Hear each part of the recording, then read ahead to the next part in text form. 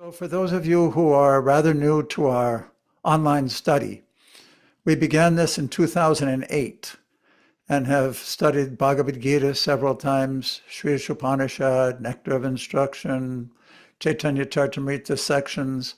We did some special leelas like Kartik times, Janmashtami, different things. In 2019, we started with the Srimad Bhagavatam and finished 3 cantos. And at that time, I understood that it wasn't going to be possible to complete all the different cantos for me in this lifetime. So I followed Srila Prabhupada's example, who went to the 10th canto and did a summary. So we started the 10th canto 2022, 2023, and are now on these 5 chapters as we progress through them. So when we completed chapter 28, last spring, either May or June, that's when I started studying and putting together the course materials for this Rasa Panchadhyaya, the 5 chapters of the Rasa dance.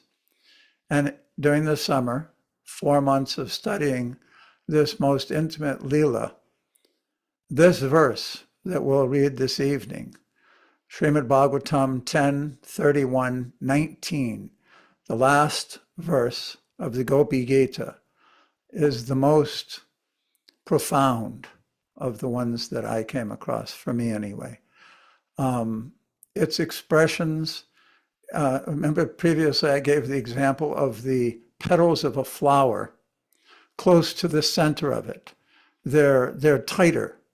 The blossoming of their petals only comes about under unique circumstances where the full flower is completely surrendered and opens to the sun and allows everything in. And this is what this verse is like, comparing the gopis' hearts to the whorl of the lotus. So let us proceed and see if we can churn some of that so that we can all experience it together.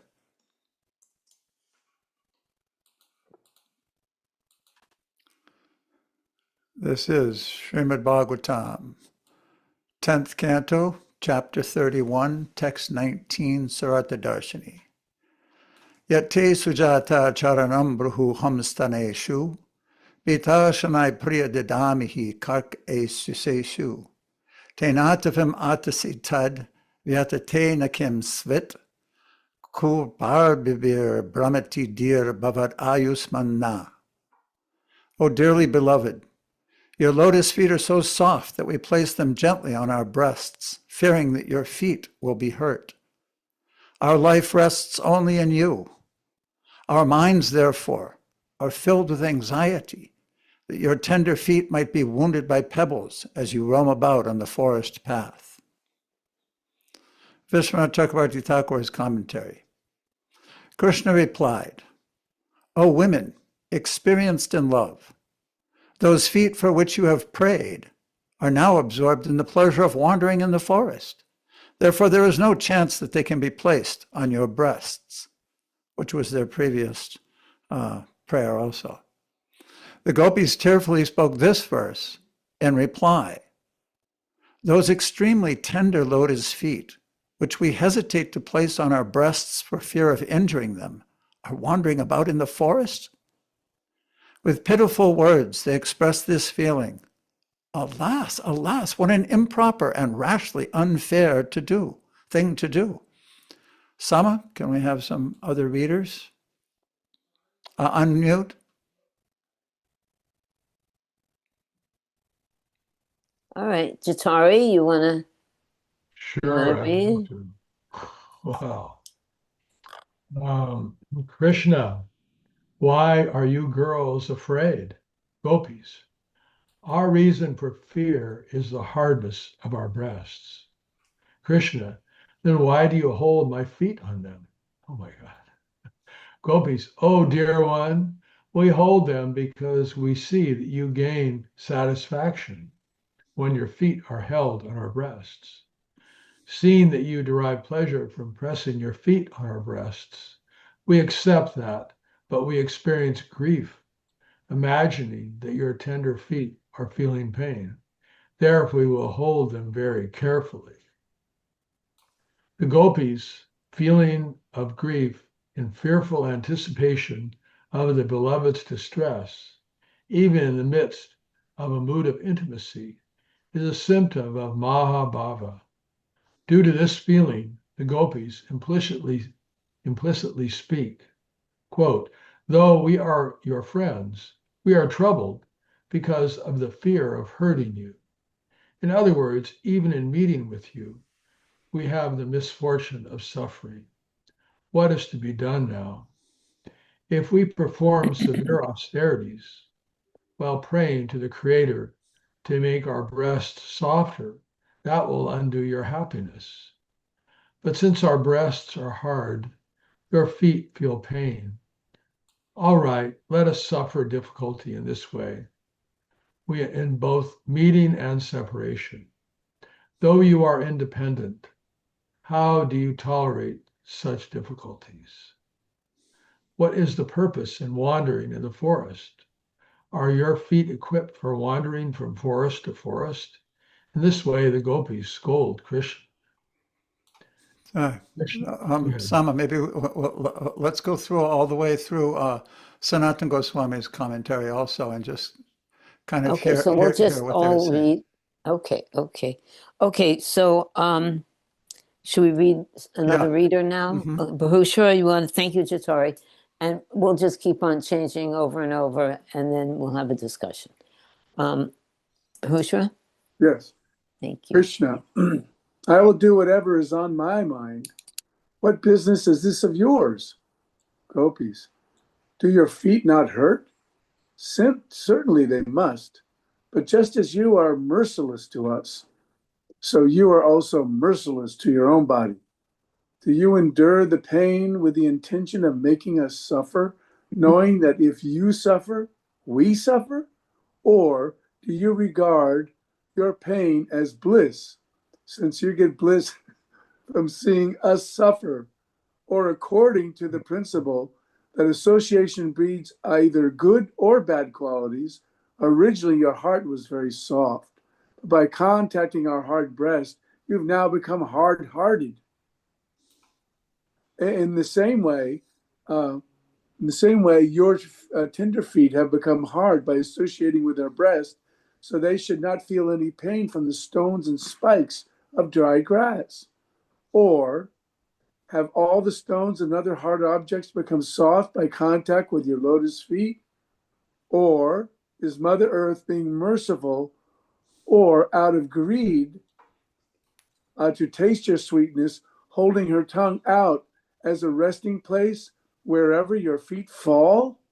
Or else maybe by chance you have fallen into the ocean of love for us, as we have for you, and gone mad due to the separation from us, and therefore cannot feel the pain in your feet? Thinking of so many causes, our intelligence has become confused, and we cannot conclude anything. Oh God, this. I know we want to have another discussion. There's not so many here, so we could just talk a teeny bit. I was thinking this is either it sounds bewildered. Bewilderment is a actually ecstatic symptom. So, or this could be, if it wasn't the gopis, it sounds like the mental platform. But because it's the gopis, we see it's a symptom of ecstatic love. It's incredible. And it's funny because here it is that they're calling Krishna, on one statement, they say, Krishna, you're a masochist. I mean, it's like in love, you're going to say like that? Wow. That's the gopis can say it. Yeah. Oh boy.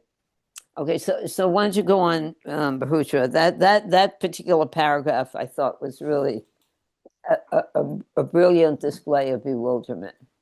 Gopis, Krishna, that suffering which you display is suffering in name only. I don't consider that suffering real suffering, since you are still alive. Gopis, our lives are only in you, for our life is you.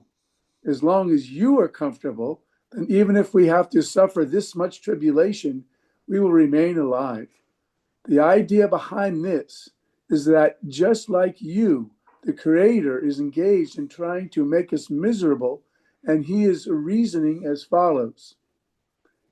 If I leave their lifespans with themselves, their lifespans will burn up in the blazing torment of conjugal attraction, and they will immediately die. Then who could I give suffering to? Therefore, I will place their lifespans in the care of my like-minded friend Krishna. So they will remain alive, and I will be free to continue making them suffer. Because of this arrangement, we are not dying. There is another way of understanding the phrase bhavam ayusham.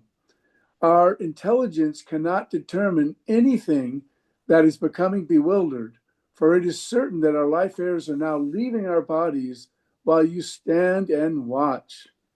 Krishna, how can you die when your lifespan is intact?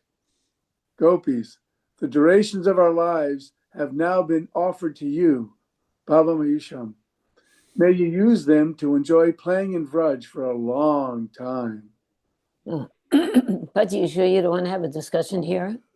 We can talk if somebody if somebody has something to say. Does Because anyone? Sanatan takes it to a whole other level. Yeah. Is anyone interested to say something about this? Personally, I thought that bewilderment manifestation was kind of interesting. Can you go back to the one that I read? Sure. 'Cause that was like that was That's not,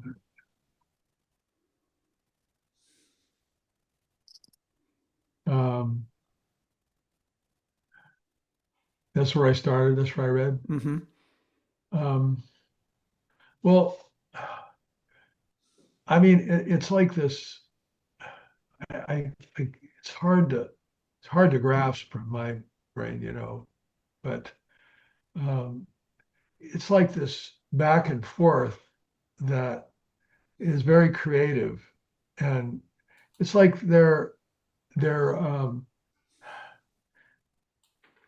it's like they're feeding off of each other, kind of almost teasing each other. And I don't know, that's what I saw. I don't know. It's a little beyond me, but that's what I see. And I know that Dhruva, you mentioned that you studied this for a lot, and this was like the pinnacle of it all. So they are having that's a all. relationship. Hati, you want to discuss that? Pardon me? Mukunda has something that he wanted to say. Mukundaji? You have to Yeah. unmute. Yeah, okay.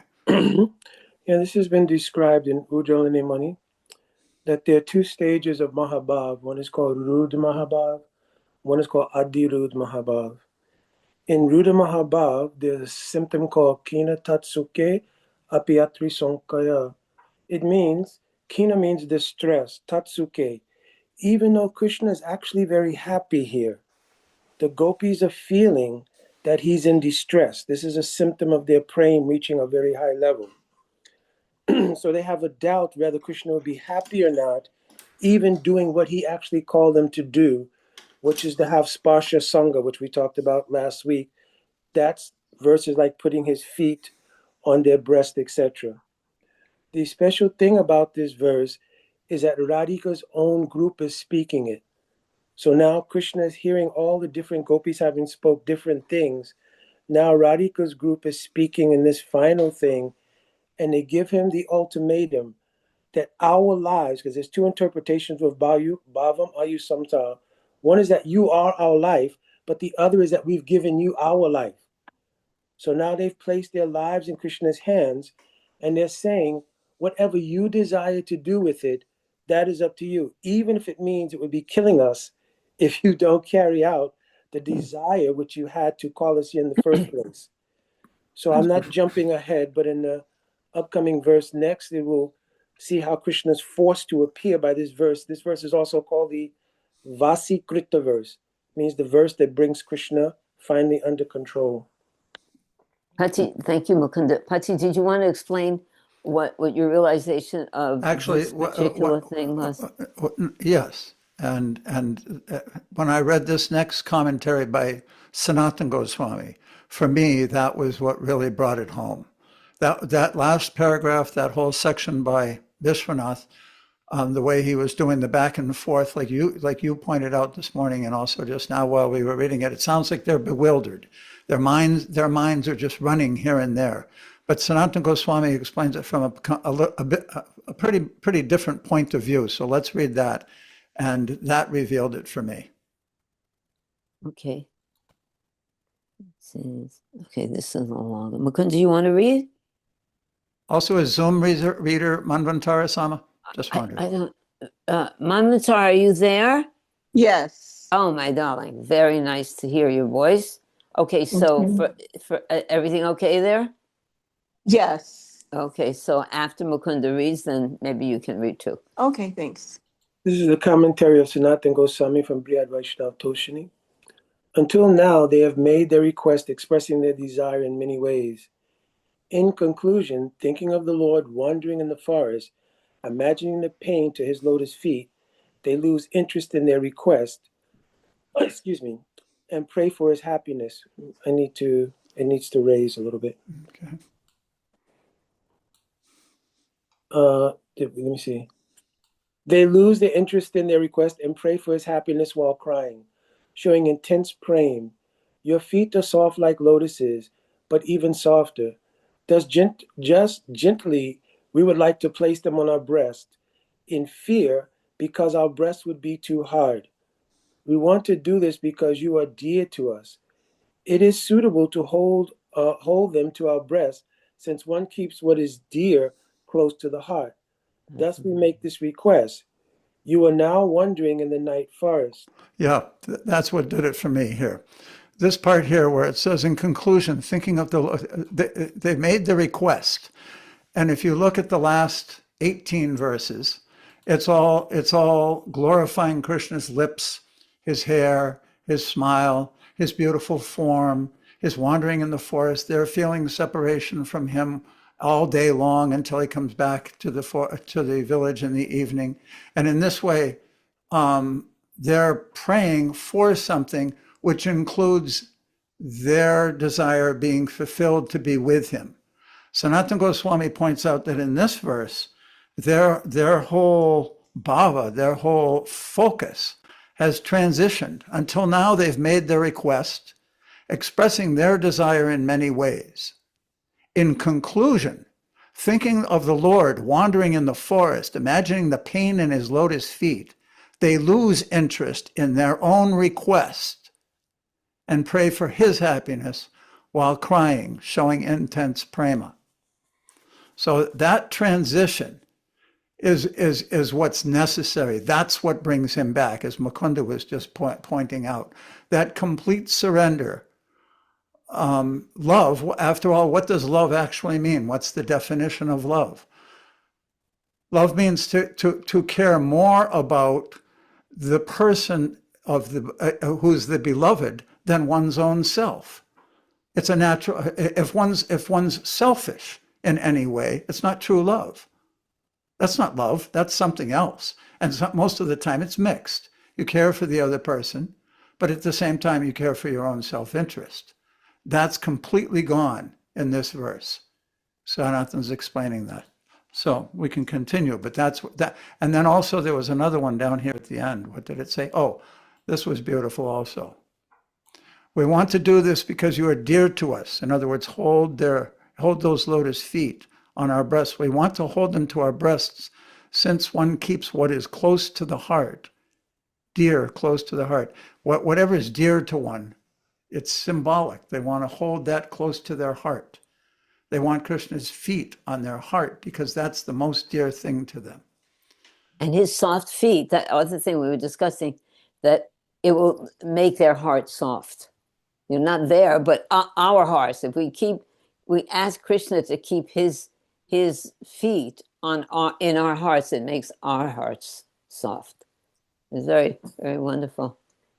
Haribol Jagarini, nice to see you here. Mukund, do you want?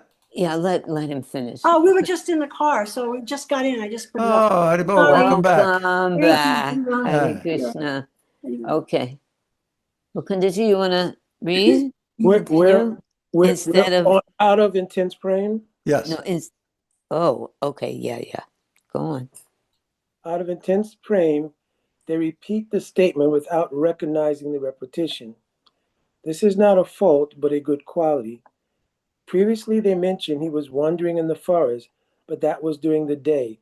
Now it is in the night, and he is wandering. During the day, while herding cows, he wonders where there is lots of grass. He will not contact sharp stones. In the night, it is possible he will step on sharp stones. In the night, it is possible to step on sharp. Though there is no need to worry about sharp stones because of the nature of Vrindavan, they develop worry since that is their nature. Abhigyana Sunkuntala Nataka. A relative or intimate friend is always fearful of some injury of his beloved. We are bewildered because we have placed our lives in you. That was the point I was making earlier. And also this Abhigyana Sankuntala Nataka is reference to that verse in Ujjalani Mani about having fear of someone being in distress, even though they're actually happy. A relative of an intimate friend is always fearful of some injury to his beloved. Yes. We are bewildered because we have placed our lives in you. That was the other point I was making. Thus, in pain is reflected in their lives. Now we cannot tolerate maintaining our lives at all. There is now more pain with fainting. Go on.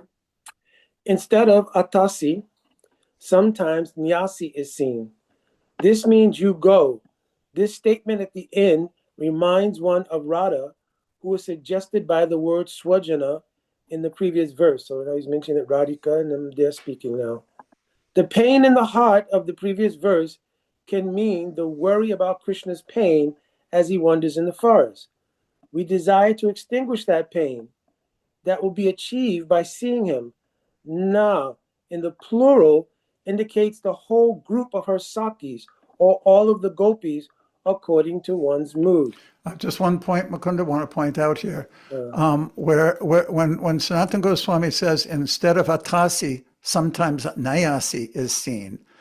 From my point of view, the Goswamis had hand-printed books. That's all that was available. You maybe remember the story of Narottam, Shamananda, and Srinivasacharya bringing the only copies of books from Vrindavan to Bengal so that they would be copied. There were scribes, especially in Bengal at that time, 500 years ago, that would, a caste of people that would do that. That's how books were replicated. So what he's pointing out is that even then, some editions were a little bit different. Instead of atasi, sometimes nayasi is seen. It's a slight change in the word, and therefore he's interpreting it different ways. In Sanatana Goswami's commentary, this Vaishnav Toshni, what I found was he's a very literal commentator. He'll take each word and explain it in several different ways according to how Sanskrit could be viewed. Could be like this, could be like that, could be like this. And in this way, he's very analytical in his presentation. Also, I liked that will be achieved by seeing him. Na in the plural indicates the whole group of her sakis or the gopis according to one's mood. So this according to one's mood is very important to understand because there's so many different moods and Krishna wants to experience all of them, and the gopis all have different moods as we all have different moods, and that there's complete harmony in that. Can you imagine in the spiritual world where everyone is completely different and has their own view and a different mood, and there's complete harmony? I think that's wonderful. Okay, you want to finish that up, Mukundaji?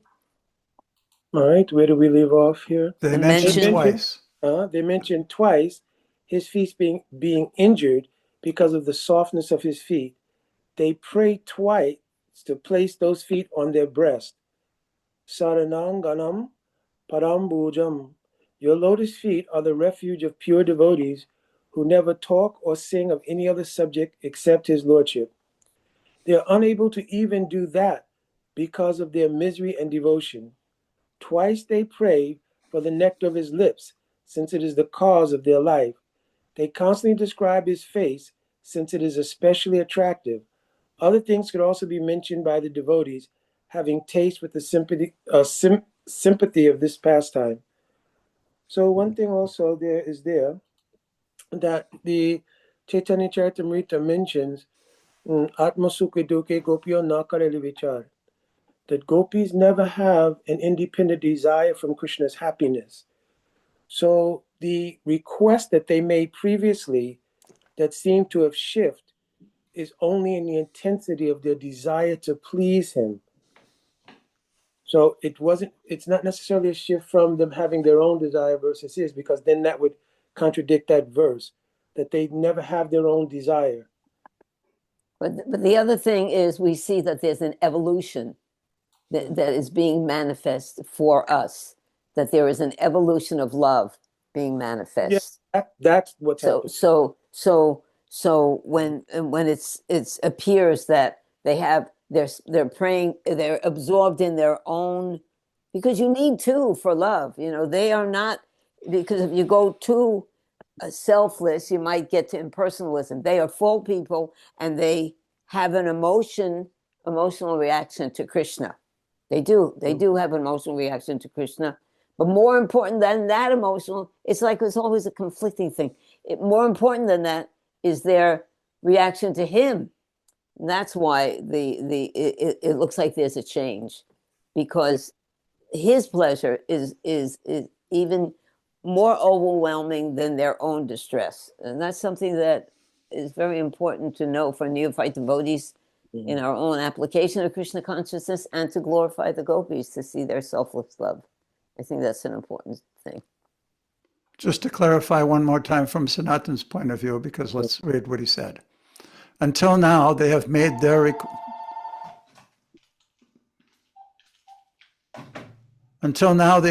request, expressing their desire in many ways.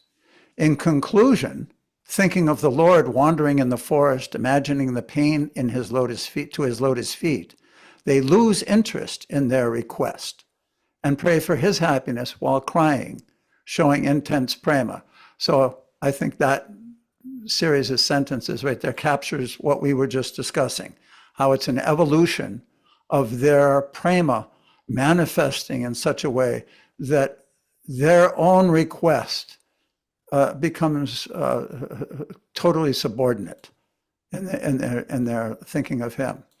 Now, what I did was, I mentioned previously that as I was putting the course materials together, I would always search for verses, lectures, topics that coincide with these. And this particular verse is mentioned 3 different times in Chaitanya Charitamrita, with a similar theme in each one of them. But for those who are familiar with Chaitanya Charitamrita, note the chapters that that particular verse is quoted in and used as a reference. So let us now go into that section of the Chaitanya Charitamritas, so we can see how Krishnadas Kaviraj Goswami used this verse. Jai. Okay, thank you, Mukundaji. Manvantar, would you like to read? Thank you. Start with the heading. Start with the heading, okay? The title. Okay. Sri Chaitanya Charitamrita, examples of Srimad Bhagavatam, Canto 10, Chapter 31, Text 19, quoted in Sri Chaitanya Charitamrita to enhance our understanding of its meaning. Sri Chaitanya Adi Leela, Chapter 4, Text 164 through 174. The confidential reasons for the appearance of Sri Chaitanya Mahaprabhu. Text 164. Lust and love have different characteristics, just as iron and gold have different natures. Text 165. The desire to gratify one's own senses is kama, lust, but the desire to please the senses of Lord Krishna is prema, love. Text 166. The object of lust is only the enjoyment of one's own senses. but love caters to the enjoyment of Lord Krishna, and thus it is very powerful. Text 167 through 169. Social customs, scriptural injunctions, bodily demands, fruitive actions, shyness, patience, bodily pleasures, self-gratification, and the path of the Narshram Dham, which is difficult to give up. The gopis have forsaken all these, as well as their own relatives and their punishment and scolding for the sake of serving Lord Krishna. They render loving service to him for the sake of his enjoyment. Text 170. That is called firm attachment to Lord Krishna, anuraga. It is spotlessly pure, like a clean cloth that has no stain. Text 171. Therefore, lust and love are quite different. Lust is like dense darkness, but love is like the bright sun. Text 172. Thus, there is not the slightest taint of lust in the gopis' love. Their relationship with Krishna is only for the sake of his enjoyment. Text 173. O dearly beloved, your lotus feet are so soft that we place them gently on our breasts, fearing that your feet will be hurt. Our life rests only in you. Our minds, therefore, are filled with anxiety that your tender feet might be wounded by pebbles as you roam about on the forest path. That was taken from Srimad Bhagavatam, Canto 10, Chapter 31, Text 19. Text 174. The gopis do not care for their own pleasure or pains. All their physical and mental activities are directed toward offering enjoyment to Lord Krishna. Very good. Thank you, Manvantar. Pati, do you want to have a little discussion about Sure. this? Yeah. Manvantara? Okay. It is, it's just like when you don't know love and you're reading this and you're trying to generate some love for Krishna, through chanting, through doing some service, and there's so many seemingly impediments because it's not true love. We're just trying to develop or cultivate that love through this system that Srila Prabhupada set up. So it's like, oh my goodness, when I think about, I don't want to ruin the mood, but when I think about like parents and family members who just barely got into Krishna consciousness and people are saying, oh, they must have gone to there or someplace or not place or whatever. And it's just like, it's also showing that you have to have genuine love for Krishna to go to Vrindavan, you know. Nice. Yes. So it's like you can't, right now I'm just faking it until I get there. You know what I mean? I It's don't just, think you're faking it. Oh. Just a I, second. I don't like that there- word phrase. There Oh my are gosh. different, and it's not that it's not love. It is love, but there's different stages of love. This is a process. And guess what? Even the gopis' love is ever increasing. That's the nature of spiritual love, and everything spiritual. Don't think that you're faking it. Although it's the mood is I have no love for Krishna, but the side is yes, you do have love for Krishna because you're attempting to do this. You're attempting to give everything up for Krishna, and it's a process, and you're doing it. So you're not faking anything. Hare I, Krishna. I had a question. Yes. I think the first verse he said that the gopis were acting only for Krishna's pleasure, and I think he says that that's an example of prema. You remember that verse, the first verse that he just read? So does that mean like if devotees are doing book distribution or they're out doing Harinam or anything, devotees most of the time are not doing it for their own pleasure. They're doing it to satisfy Krishna. So is that an example of Krishna prema? I mean, There's different stages of love. yeah. There are different stages of love. And certainly if a devotee is going out and distributing, even if no matter how many years you've been a devotee or how deep your devotion is for Krishna, you're making a sacrifice. So of course that's love. Well, sometimes we think about Krishna Prema as being a very exalted platform, and it is. And that, but I think if we go back to that original verse, there was something that we passed. I think it was in the first part of the reading, where you read it, Jatari, that discussed something about that. But did you? I have no idea what you're talking about. I- You have Oh, to, sure. is it a Okay. verse or is it just a It's, paragraph? it's or in what the was it? it's in the purport. And what was the point? The point is that the stage of it was a description of the love of the gopis, and at what Well, that's point? what the whole section's been about. I don't know what you're trying to zero in on, son. Sorry, Mishra. No, there was just a thing in relationship to the book distribution. Prabhupada was saying is that that's in the mood of the love of the gopis. So the thing is, you're trying to give Krishna to other people instead of just squandering it. You know that example of cooking sugarcane juice, Jatari? Okay. Okay. When you first pour the sugarcane juice into the wok and turn on the heat, are you cooking sugarcane juice? Yes. Okay. As it thickens and thickens and thickens and thickens, it's all the same one act of cooking sugarcane juice, but it's manifesting differently as the process progresses. Similarly, love.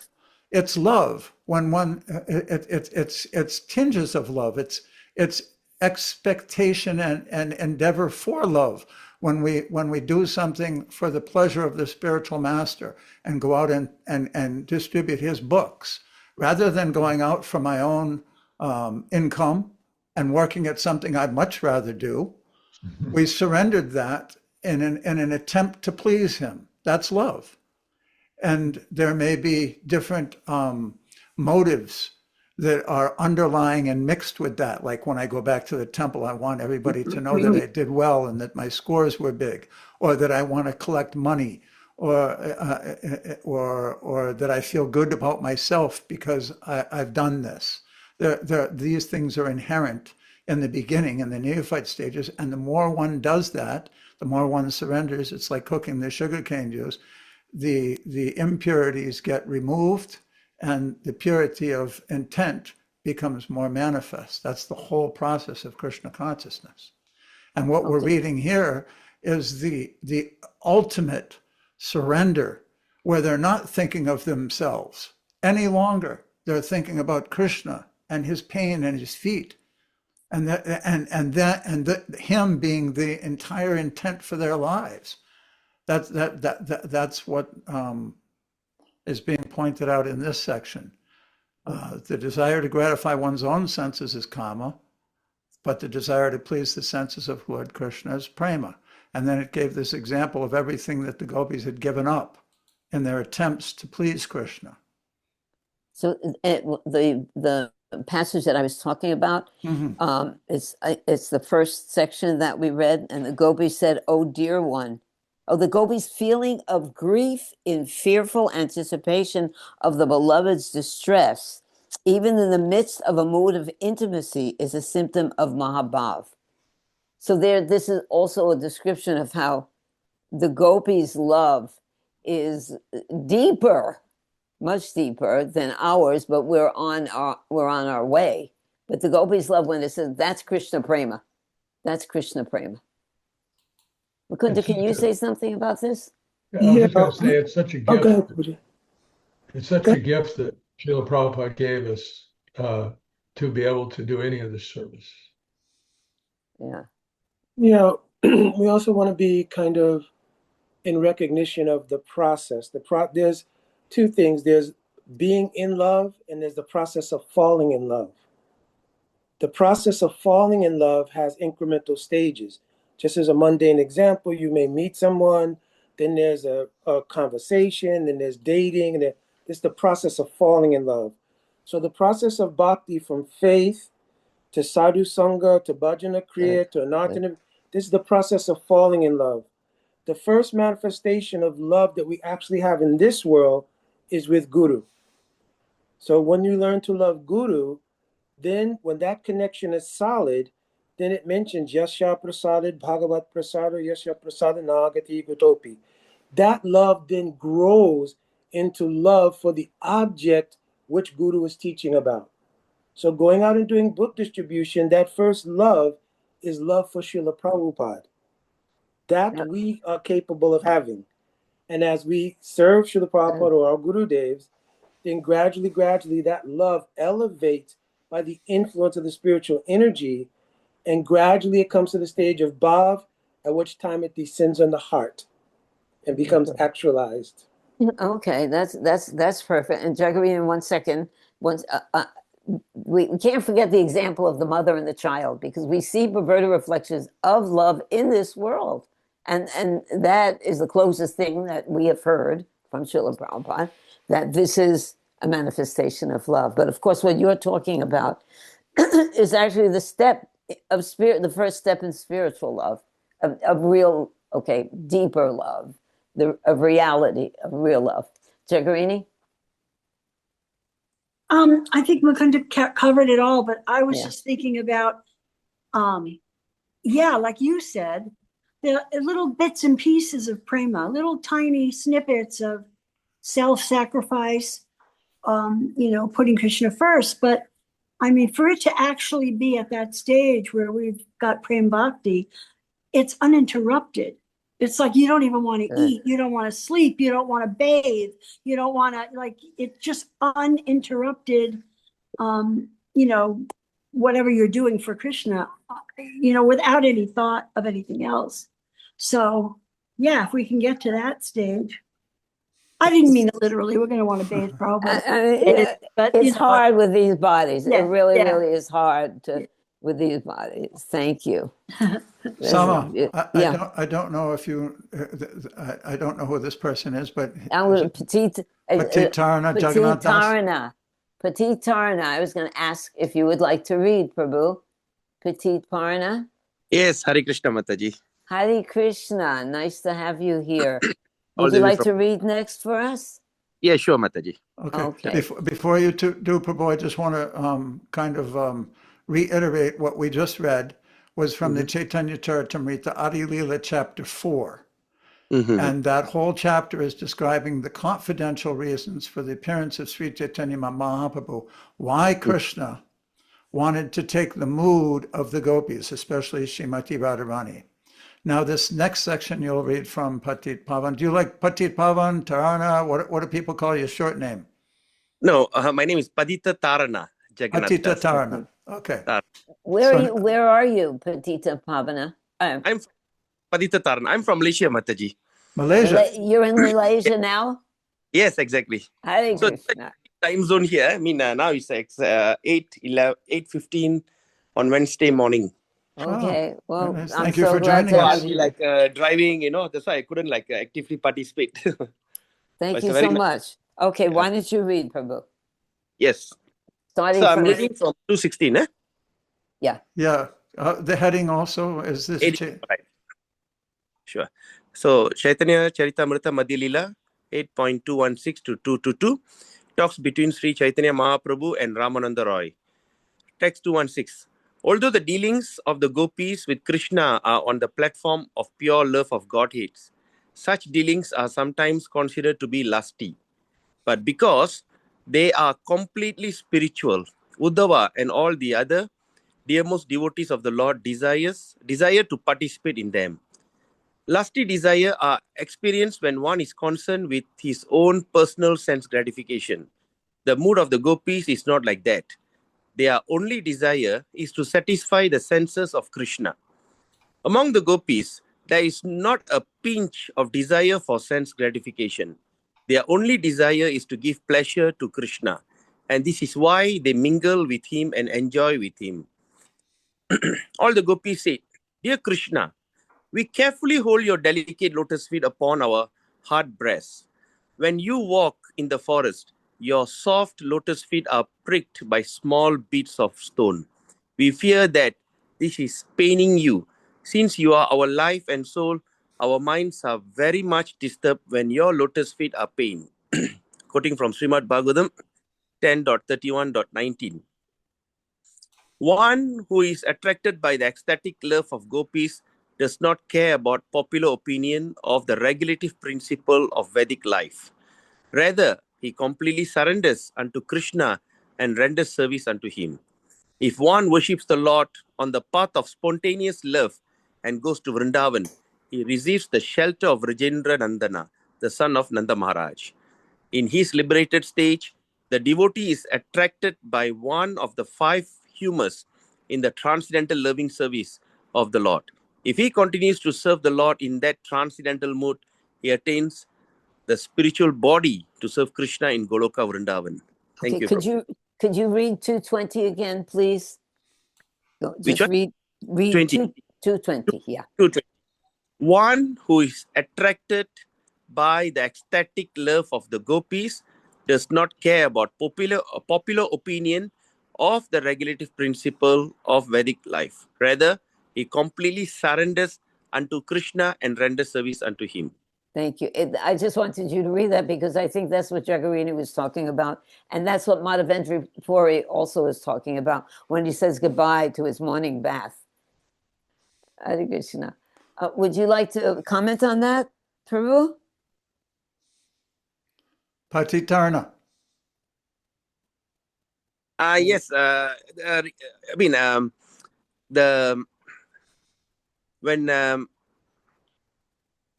as I was mentioning just now, like now when we come to that level of prema, that the Mataji, she was telling about we don't care for to bathe or to maintain everything because we are fully engaged in devotional service. And so that's the thing. When we come to that level of ecstatic love, that's what Krishna that's what we read from the verse, that we simply surrender to Krishna and we fully engage ourselves in devotional service. But the another thing is like quite attracted me was just now the verse. Can you put the verse again, Prabhu, if you don't mind? Okay, like for instance, all right, like verse 219. He says, "We carefully hold your delicate lotus feet upon our hard breast when you walk in the forest." So from this, I'm inspired to think in the way that we are all trying to hold the lotus feet of Krishna in our heart. And sometimes our heart is always hardened, being a conditioned soul. So this is one of the way that I understand that how it's important to keep the lotus feet of Krishna in our heart. Ah, beautiful. Very nice. That's perfect. So yes, analogy says that, I'm holding the thing, I'm worried that your delicate lotus feet has been, will be pricked by small bits and stones and it pains you. But actually that's the mood of a devotee, that because gopis are considered like perfect devotees. They are perfected their devotional service.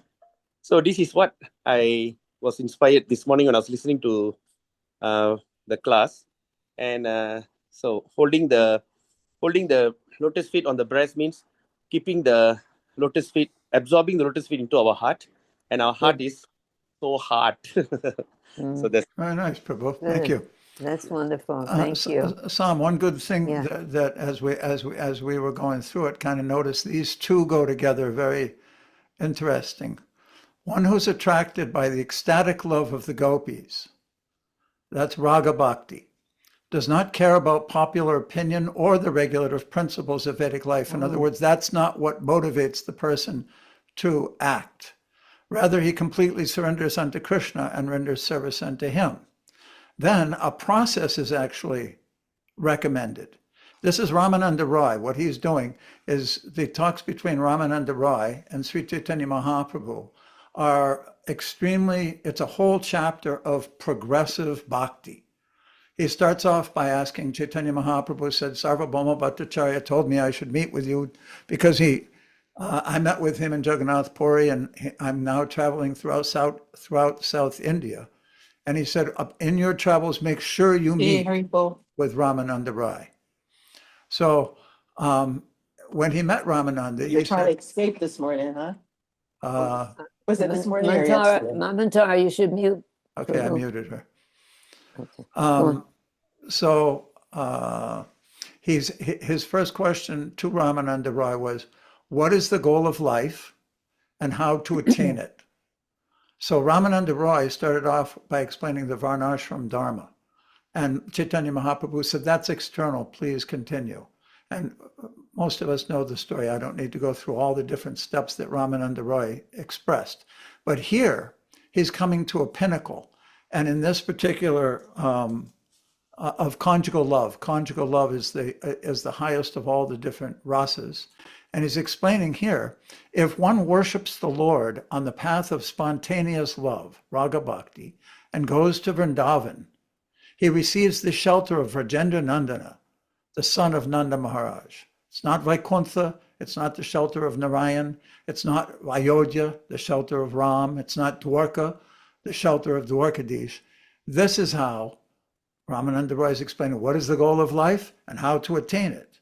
This is the process, following the footsteps of the gopis, the residents of Vrindavan, and worshiping that Lord who is a cowherd boy in the mood of his service. That's how one attains that destination. Can I say one thing? When we say that the highest love, it is the highest love, this conjugal ras, because it includes all the other rasas, actually. Exactly. But Prabhupada says, nothing is higher, but even though it is the highest. So we have to understand that any relationship that anyone has with Krishna in Vrindavan is on the platform of spontaneous love. And even if we say that, the highest love is the gopis. It's like, it's a Chinta Beta Beta Tattva, because some people might may become distressed that maybe their relationship with Krishna is not going to be complete. So we have to understand that whatever relationship we have with Krishna is very complete. Also an important point. Each living entity has an inherent natural love for Krishna. And that perfect relationship, however it manifests, is perfect for that living entity. Yeah. Mukunda. Yeah, in Ramananda Sambad, he says that view is from the neutral examination, not from the personal perspective. From the personal perspective, certainly, every devotee's relationship is completely fulfilling to them. He's saying if you looked at it neutrally, because of Srimati Radhika's Madanakya Mahabhav, it gives the greatest pleasure to Krishna. This is why he's associating that this Madhurya Rasa is highest. But it doesn't mean the individual perspective is compromised because of that. So every devotee, no matter what relation they have, they feel completely satisfied. Oh, it's so profound. Thank you, Mukunda. Did Bhushra read tonight? Bhushra, yeah. Did you read Bhushra? He did. Yeah, he did. I was going to ask Ranga and then Jakarini, if that's okay. Ranga, do you want to read? Yes, thank you. Glasses on, everything ready to go. Let's go go. back to the words. Read the heading too. CC until 7:23 to 47, the meeting of Sri Chaitanya Mahaprabhu and Vallabha Bhatta. Text 23, Sri Chaitanya Mahaprabhu explained to Vallabha Bhatta, Srila Ramananda Roy is the ultimate knower of the transcendental mellows of Lord Krishna devotional service. He has instructed me that Lord Krishna is the Supreme Personality of Godhead. Text 24. Through the mercy of Ramananda Roy, I have understood that ecstatic love of Krishna is the highest goal of life, and that spontaneous love of Krishna is the highest perfection. 25. The servant friend, superior conjugal lover, are the shelter of the transcendental mellows called Dasya, Shakya, Vatsalya, and Shingara. Text 26. There are two kinds of emotions. Bhava, emotion with an understanding of the Lord's full opulence, is called Ashvarya Yukta, and pure uncontaminated emotion is called Kevala.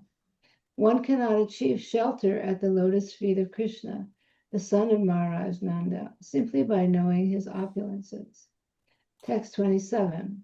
The Supreme Personality of Godhead, Krishna, the son of Mother Yashoda, is accessible to those devotees engaged in spontaneous loving service, but he is not as easily accessible to mental speculators, to those striving for self-realization by severe austerities and penances, or to those who consider the body the same as the self. Bhagavatam 10:9-21. Text 28. The word Atma Bhuta means personal associates. Through the understanding of the Lord's opulence, the goddess of fortune could not receive the shelter of Krishna, the son of Nanda Maharaj. 29. When Lord Shri Krishna was dancing with the gopis in the Rasa Leela, the gopis were embraced around the neck by the Lord's arms.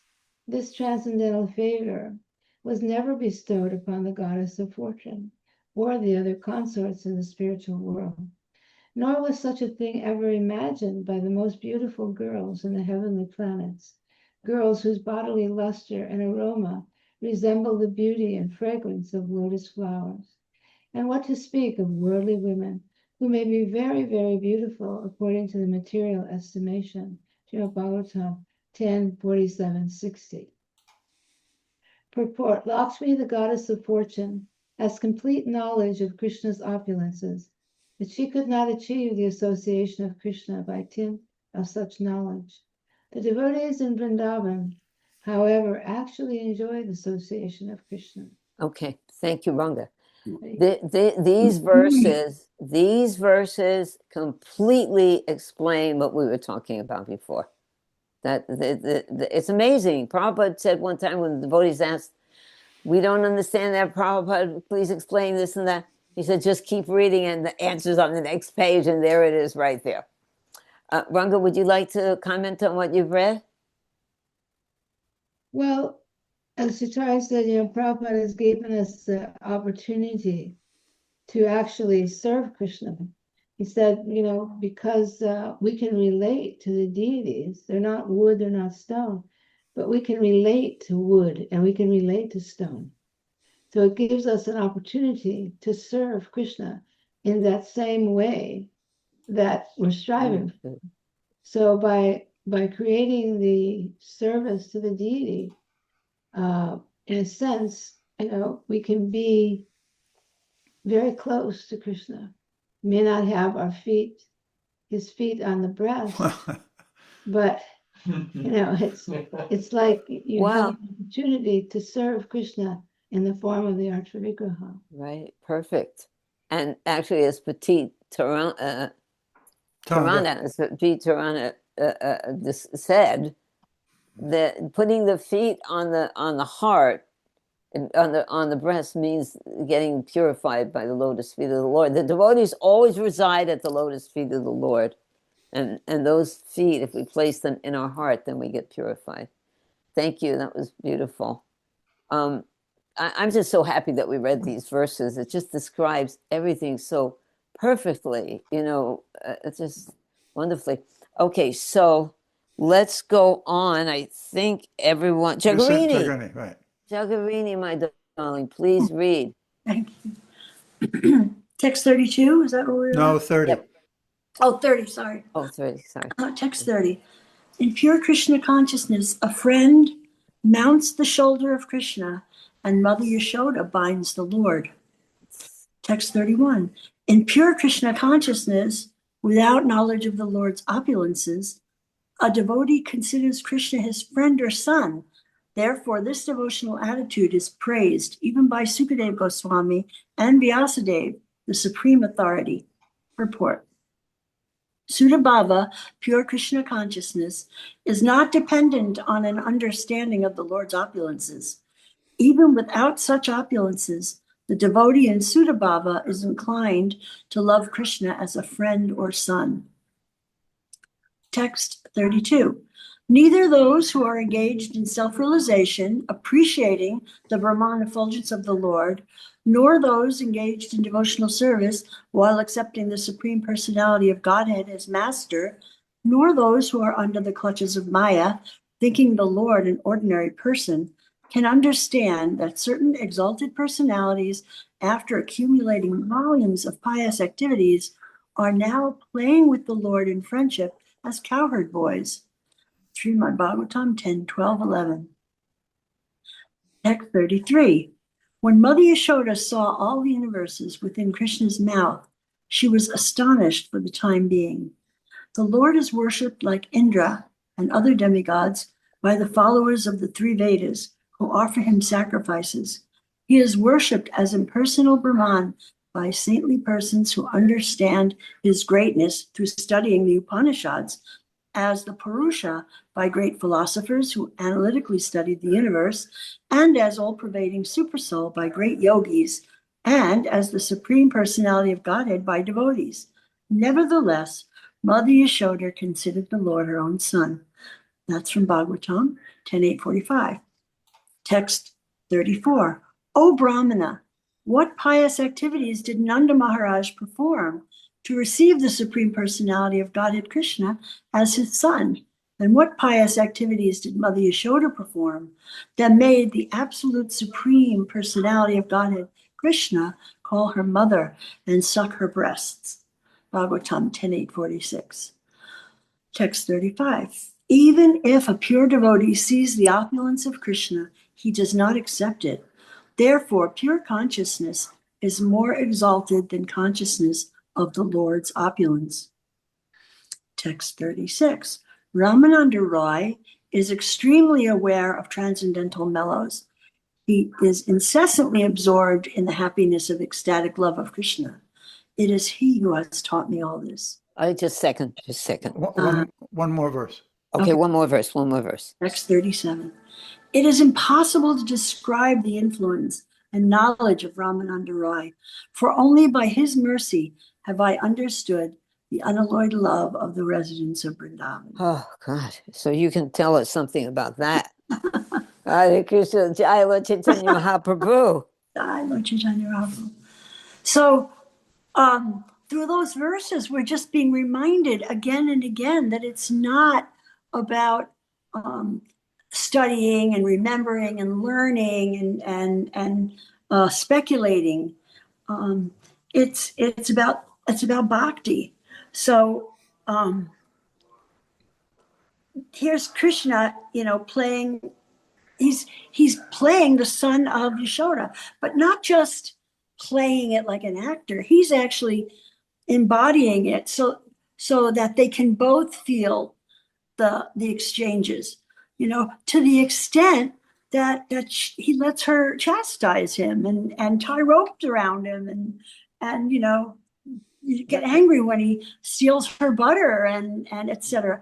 And similarly, in all the different pastimes, Krishna is always reciprocating the most at those levels. So,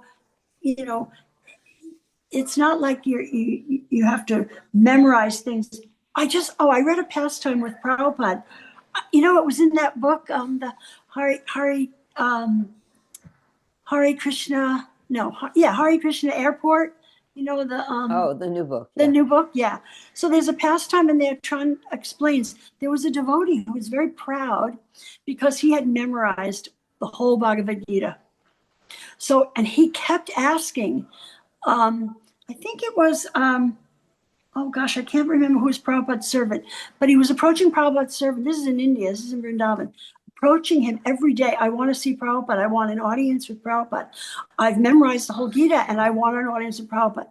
So finally, whoever it was, Prabhupada's servant, was worn down and said, okay, I'll bring you to Prabhupada. So he brings him to Srila Prabhupada and he is in front of, he offers his obeisance and says he's in front of Prabhupada. He says, Srila Prabhupada, I've memorized the whole Gita. Prabhupada didn't look at him. He didn't look up from his desk. He said, go into the kitchen and do some menial service. That's what he told him to do. And it's like, so Krishna's, these verses are just telling us reminding us over and over again that, the love is what gets us immersed in the. It is. But we also can't forget Shravan. We cannot forget hearing. Well, we have to get there. Yeah, right. We have to get to the love. We have to get through, and that's the Bhakti Lata that we're going to discuss in the other Charitamrita group, the Bhakti Lata. in my, we do a little clip here. Actually going to have to cut in here. We're, Oh, we're, okay. we're, Okay, we're was going it- over okay, time. So let's go, I just let's, wanna- I'm just one gonna last little thing about that. One last little thing about that. Lord Brahma, right? When he came down off the lotus flower, he was trying to figure out what to do. And what did he hear? Tapa. So even for Lord Brahma, like the tapa, that had to be done Sure. before he could, right, penance and be austerity. who, yeah. Yes, thank you. That's good. We're going to finish up. I'm gonna read these for a while, and then there's just to finish up these verses, and then there's a lecture by Prabhupada I want to play. It's just 4 Okay, minutes. okay. The transcendental mellows of ecstatic love are personified by Swarup Damodar. This is Lord Chaitanya teaching to Sri Vallabha.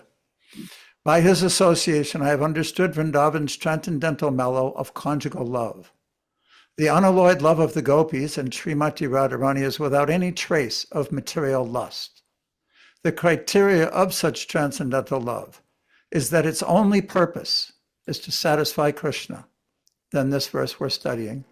O dearly beloved, your lotus feet are so soft that we place them gently upon our breasts, fearing that your feet will be hurt. Our lives rest only in you. Our minds, therefore, are filled with anxiety that your tender feet might be wounded by pebbles as you roam about on the forest path. Srimad Bhagavatam 10:31-19. Obsessed with pure love, without knowing of opulences, the gopis sometimes chastise Krishna.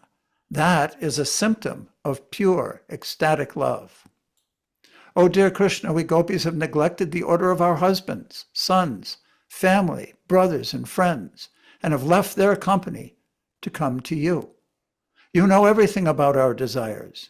We have come only because we are attracted by the supreme music of your flute. But you are a great cheater, for who else would give up the company of young girls like us in the dead of night? We read that earlier in this chapter, text 16. The conjugal love of the gopis is the most exalted devotional service, surpassing all other methods of bhakti. Therefore, Lord Krishna is obliged to say, my dear gopis, I cannot repay you. Indeed, I am always indebted to you. And this is an upcoming verse in chapter 32. O gopis, I am unable to repay my debt for your spotless service, even within a lifetime of Brahma. Your connection with me is beyond reproach. You have worshipped me, cutting off all domestic ties, which are difficult to break. Therefore, please let your own glorious deeds be your compensation. 10:32-22. Completely distinct from love of Krishna and opulence, pure love of Krishna is on the highest level. On the surface of this world, there is no other devotee greater than Uddhava. Uddhava desires to take on his head the dust of the gopis' lotus feet. I have learned about all this from these transcendental loving affairs of Lord Krishna from Swarup Damodar. Text 47, by Uddhava. The gopis of Vrindavan have given up the association of their husbands, sons, and other family members, who are very difficult to give up. And they have forsaken the path of chastity to take shelter at the lotus feet of Mukunda, Krishna, who one should search for by Vedic knowledge.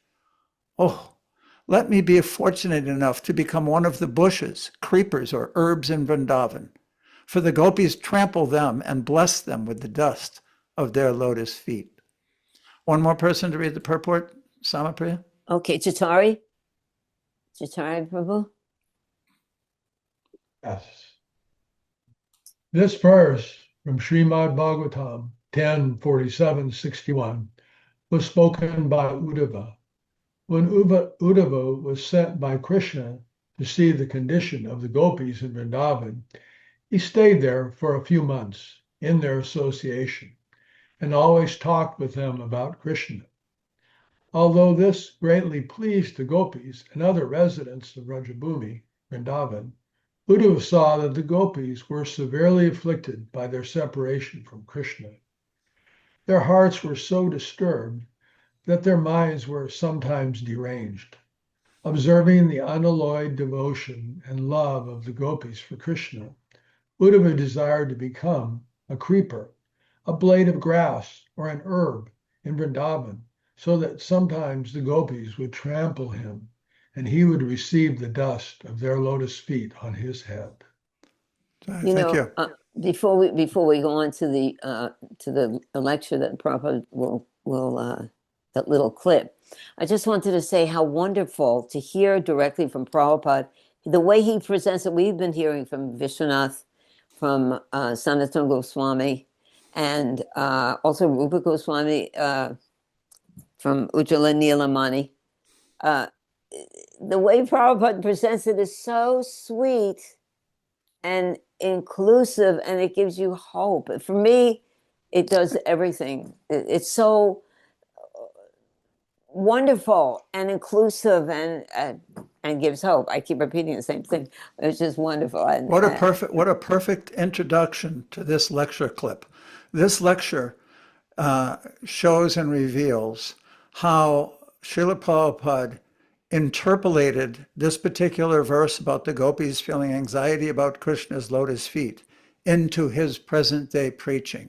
He blends the two so nicely together, which is exactly what you were just talking about, Sama. So let's play his lecture. I'm going to play it for a second just to see if everybody hears it. Just like in our... Can you hear that? Yes, make it louder. Okay.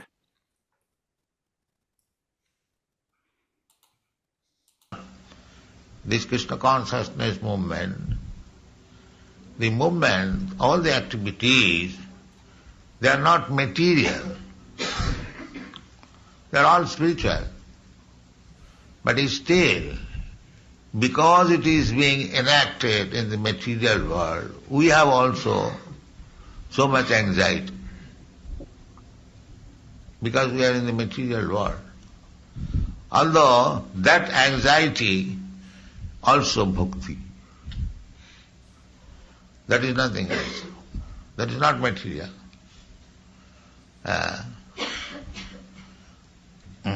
When we are anxious how to protect the property, how to push on this movement, how people will take it, what line of action we shall take, this is also anxiety.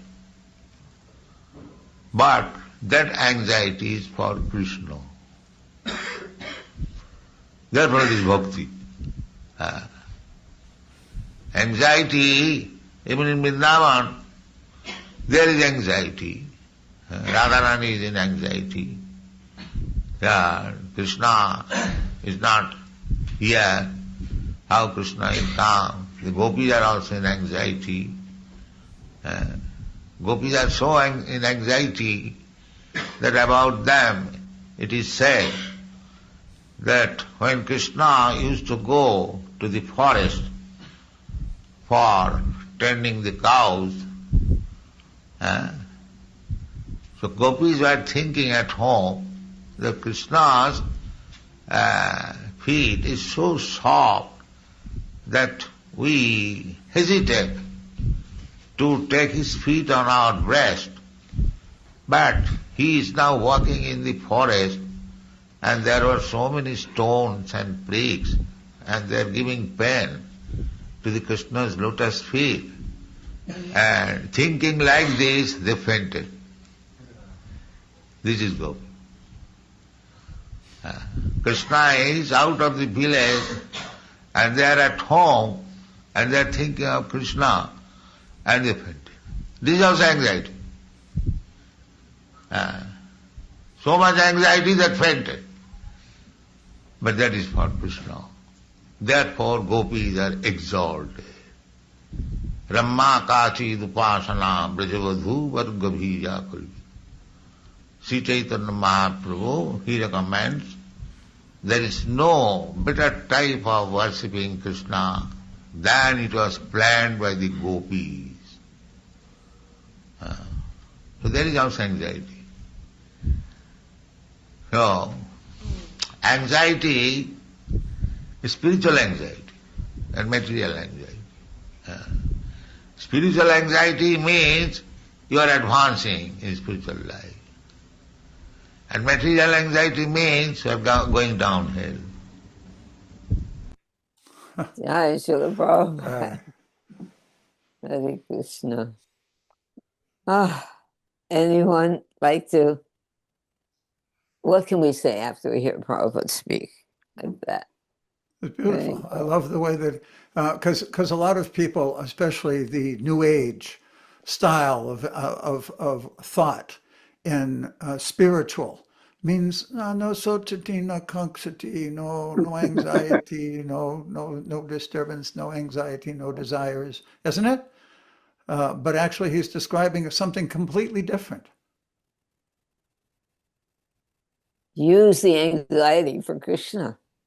Certainly on book distribution, we were talking. Yes, and he's saying, he's even talking about, the whole thing with Bombay. He was saying worrying, anxiety about the property, anxiety about so many things.